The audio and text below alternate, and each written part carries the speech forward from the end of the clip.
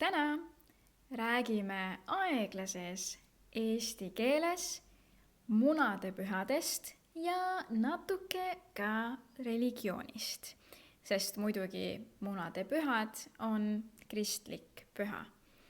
Ja Eestis on ütlus, et heal lapsel mitu nime ja nii on ka munadepühaga.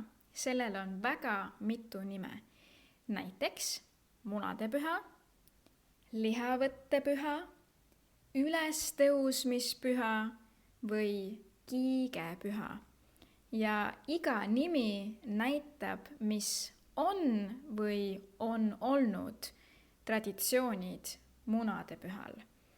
Ja minu jaoks on see munadepüha, sest et tavaliselt pühapäeval minu peres me värvime mune ja me teeme seda looduslikult, ehk siis me kasutame sibulakoori, tatart ja riisi ja siis nende värvitud munadega meil on pärast võistlus, kus me koksime munasid üksteise vastu ja see, kelle muna jääb terveks, see võidab.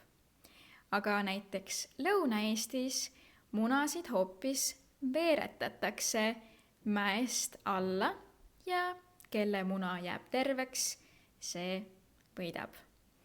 Siis on meil lihavõttepüha, sest muidugi kristlikus traditsioonis enne munadepüha ei sööda liha, ehk siis on paastuperiood ja munadepühaga lõpeb paast. Järgmine nimi, ülestõusmispüha, tuleb muidugi sellest, et jällegi kristluses Jeesus tõusis surnust ülesse, nii et seetõttu on see ülestõusmispüha. Ja kiigepüha on vist kõige vanem nendest nimedest ja kiigepühal, nagu nimigi ütleb, traditsiooniliselt käidi külakiigel kiikumas. Ja see oli väga oluline osa aastast, sest et siis näidati munade kinkimisega, kes sulle meeldib. Huvitavad traditsioonid.